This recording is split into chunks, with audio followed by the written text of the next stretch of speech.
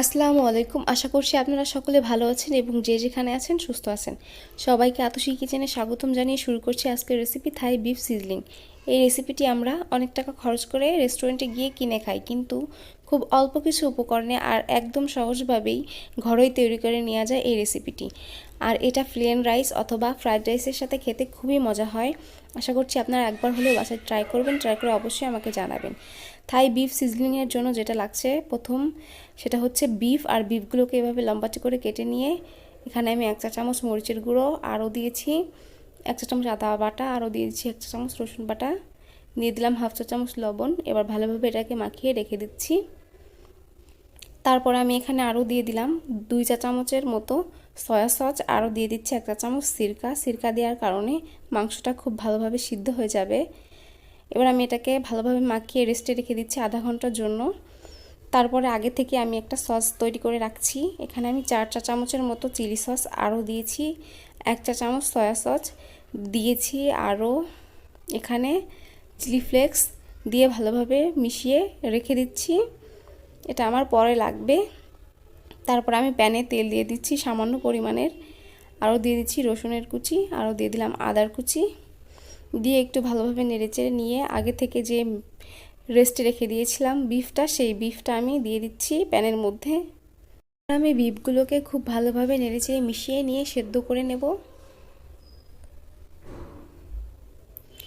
এ পর্যায়ে আমি ঢাকনা দিয়ে ঢেকে দিচ্ছি, সেদ্ধ হওয়ার জন্য অপেক্ষা করছি।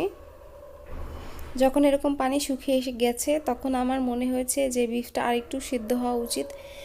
আবারও আমি এখানে সামান্য পরিমাণে একটু পানি ব্যবহার করছি যাতে খুব ভালোভাবে বিফটা সেদ্ধ হয়ে যায়, এই কারণে। এবার নেড়েচেড়ে মিশিয়ে নিয়ে আমি আবারও ঢাকনা দিয়ে ঢেকে রাখছি প্রায় 5 থেকে 10 মিনিটের মতো।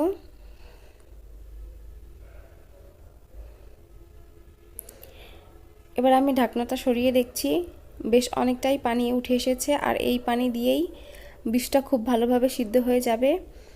যখন এরকম বিফটা সিদ্ধ হয়ে যাবে তখন আমি এখানে দিয়ে দিচ্ছি আগে থেকে কেটে রাখা রেড ক্যাপসিকাম, আরও দিয়ে দিচ্ছি গ্রিন ক্যাপসিকাম,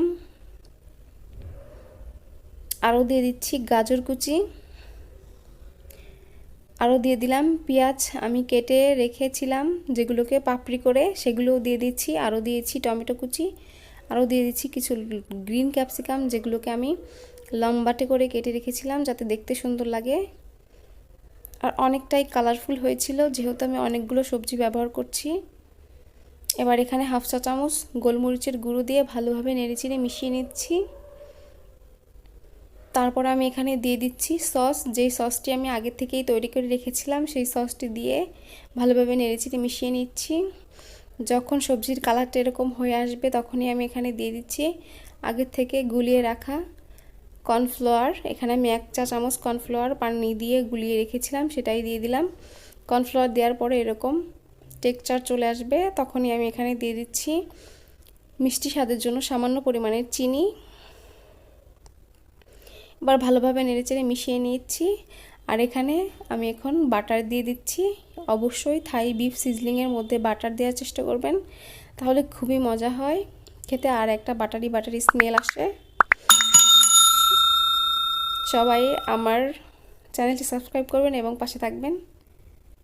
অনেকে আছেন আমার ভিডিওটি ফুল দেখেন না, আশা করছি আপনারা সকলেই আমার ভিডিওটি পুরোটা দেখবেন এবং লাইক এবং কমেন্টস করবেন। আল্লাহ হাফেজ।